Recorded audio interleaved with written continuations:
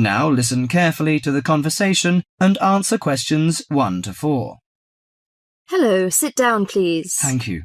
Now, you are a new patient, aren't you? Yes, that's right. Okay, so I'd better get some basic details down first. Right, we'll start with your name. Martin Hansen. Do you spell that S-O-N or S-E-N? Hansen. Okay, and you're a first-year student? Yes, I am. Study in? Electronics, actually. I hope you enjoy it. Thanks. And your address? 2805 Hesperian Avenue, Hayward. 2805 and Hesperian. Yes, that's Hesperian. Hayward, Hayward.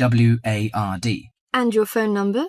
734-246-55. 734-264-55.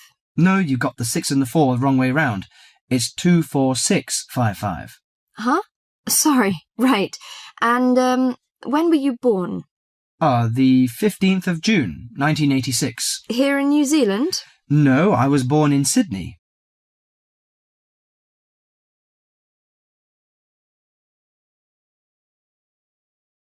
Now listen to the conversation and answer questions 5 to 10. Good. So, what's your problem? Well, frankly, I wonder whether it is a problem. I get the blues, and it lasts for quite a while. I don't know how to... Yes, we all feel sad or get the blues now and again. Generally, our sadness lessens in time, and with the support of friends. However, if the depression leads to difficulty in thinking and greatly disrupts your daily routine, it can be evidence of a psychiatric problem. What do you feel exactly? I always feel sad and worthless. I find it hard to fall asleep and wake up early in the morning. How long has it lasted? Nearly half a month. Do you feel fatigue or loss of energy? Or you may have lost interest or pleasure in usual activities? Yes, sometimes. At first I thought I could overcome it by myself, but I failed, and I'm so glad that you came here. It seems that you are suffering mild depression from your symptoms. Depression? Yes, I feel depressed sometimes. But why would I... Depression may occur as a result of biochemical changes in the body. Alcohol, amphetamines, cocaine, and LSD can bring on depression. Those who have a family history of depression usually have a greater risk of depression. Sometimes the worrying changes in life can lead to depression. I see. I had a really bad breakup of a love relationship. It makes me feel hopeless. Do you think I need some treatment? Yes. Antidepressant medications are often used to treat depression, if it is serious. But I don't suggest them at first because of the side effects. I suggest psychotherapy, which can give you support and help you regain control. So do I need to come here every day? No, I will arrange counselling sessions for you, which will last 12 to 20 weeks. You come here once or twice each week. The psychotherapy is directed at helping you gain insight and understanding about events in your life, which may have contributed to your depression. With growing insight, you can often learn more effective ways of coping with your feelings and changing your behaviour. What can I do to take care of myself? Well, at first you should do some physical exercises on a regular basis, at least 3 times a week. How is your food? Do you eat well? Yes, I think so. I eat at my homestay family. Good. Find a hobby or a positive recreational activity to participate in once or twice a week. I know it's difficult for you, though. When you feel it's hard to overcome the depression, come to the counselling session. Remember, ask for help if the load is too heavy to handle. Yes, I'll try. So, when will my counselling session begin? I'm going to arrange that for you.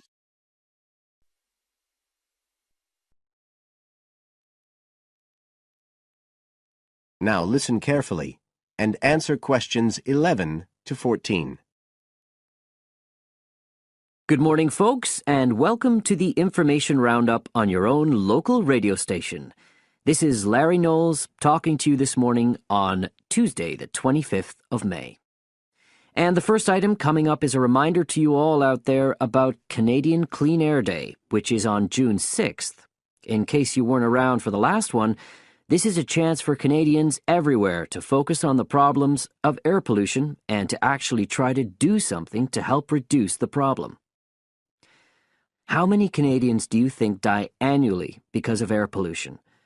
2,000? 3,000? Well, the rate is a staggering 5,000, and it's likely to grow unless we do something. And it's this concern with your health that's the driving force behind the government campaign that is sponsoring Clean Air Day. So what causes air pollution in the first place? Well, the transportation sector accounts for 27% of all greenhouse gases produced in Canada. It's also the biggest source of that thick, polluted air from traffic fumes that we call smog. And it's the tiny particles and ground-level ozone in smog that are the main causes of health problems and even deaths across the country. Of course, it's worse in the big cities, but researchers have only recently realized that all you need are low levels of air pollution to seriously damage your health, so we're all at risk.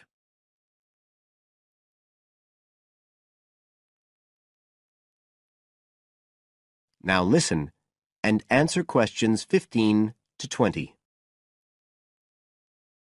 So, what can we do to fight air pollution? Well, it should be pretty obvious by now that the way we get to and from work every day can have a big impact on the air we breathe. So the easiest action you can take on Clean Air Day is to accept what we call the commuter challenge and get to work on foot or by cycling for a change. If you have to use your car, try carpooling and share the drive, or better still, use public transit. If everyone tries this for just one day, you'll be amazed by the difference it can make to the air in our towns and cities. But there's more you can do to improve air quality. For example, you can plant trees. And if you don't have a garden, then you can do your bit in other ways. For instance, did you know that modern, improved wood stoves can reduce wood smoke by as much as 80 to 90%? So you can make a big difference if you upgrade the appliances you use in your home. The government is also working hard on your behalf to clean up our air. Its priority is to reduce the emissions that cause smog, and they have clear plans to get there. Last year, Canada and the United States agreed to reduce emissions on both sides of the border between the two countries, and they plan to reach their targets in the next few years. The government's also taking action to get cleaner fuels. It's already reduced the sulfur contained in gasoline, and it hopes to reach the reduction target for sulfur in diesel by next year. But the measures don't just focus on the motorist. The federal government's also working to reduce emissions from power plants and factories right across the provinces. You can find out all about government action and all the plans for Clean Air Day events.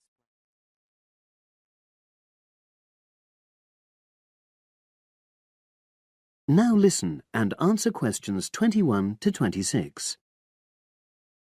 Hi, Linda. Can you spare a few minutes? Hello, Matthew. No problem. I just wanted to talk to you about temporary work placements. I've never really thought there was a good reason for doing one. I've got some savings, so I don't really need the money at the moment.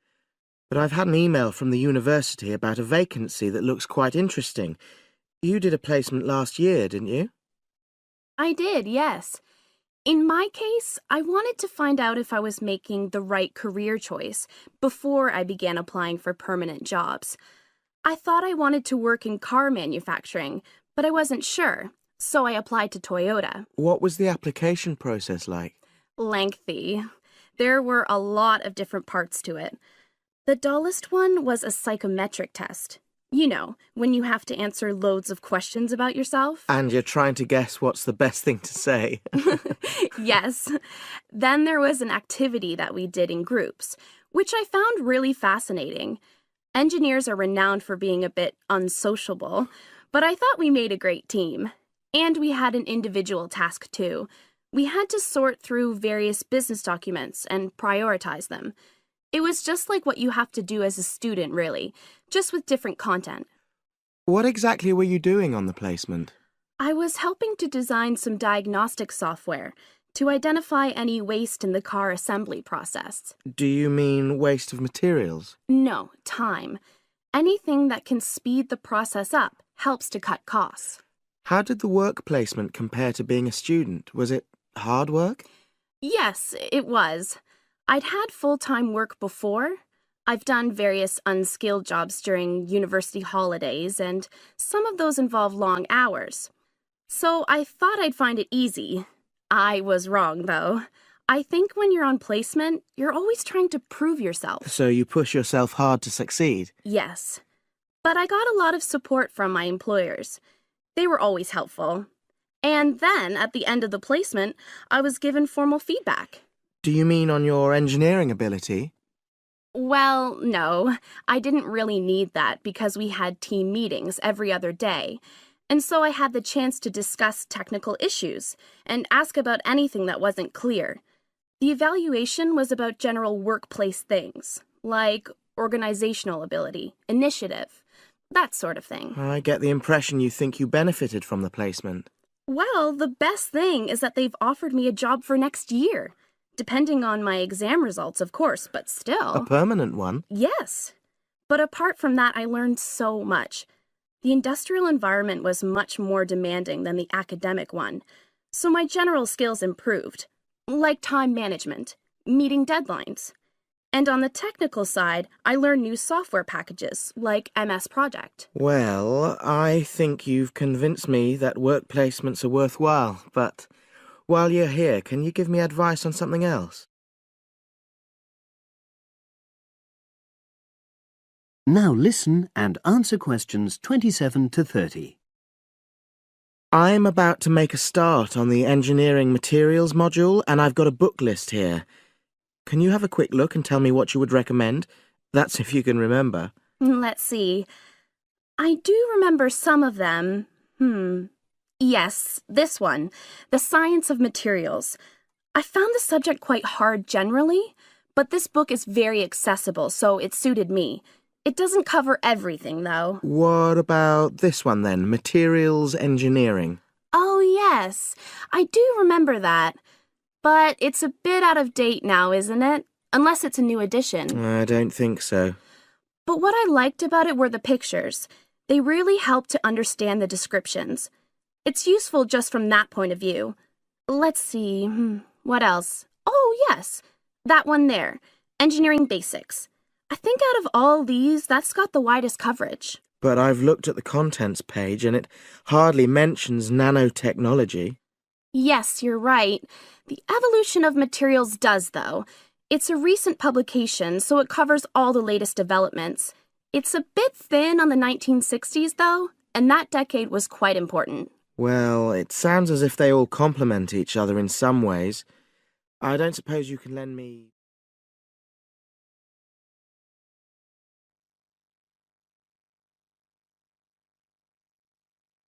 Now listen carefully and answer questions 31 to 40. For my website design project, I decided to approach SuperSave supermarkets because I have an evening job at the supermarket, so I already have a slight insight into their organisational goals and workings. The field research for my project was in 2 stages. First, I had an interview with Mr. Dunn, who is in charge of SuperSave's customer care department. I discussed the project with him in order to identify the supermarket's requirements. Mr. Dunn said customers are often unwilling to make a face-to-face complaint when they've experienced difficulties with a product or a member of staff or anything related to the supermarket.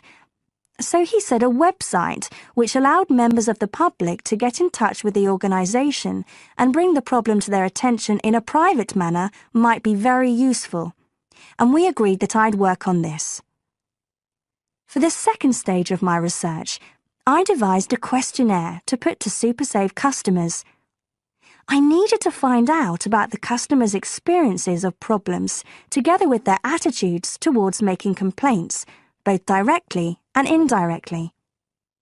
I used a mixture of closed questions, such as, have you ever experienced a problem at any SuperSave store? And open questions, such as, what would you find helpful about a customer complaint website? I decided to do interviews rather than rely on distribution of the questionnaire, as I felt this was likely to lead to a higher take-up rate. I visited 4 SuperSave stores, 2 in the city centre and 2 in the outskirts, and altogether I interviewed 101 respondents. Then finally, I analysed the results.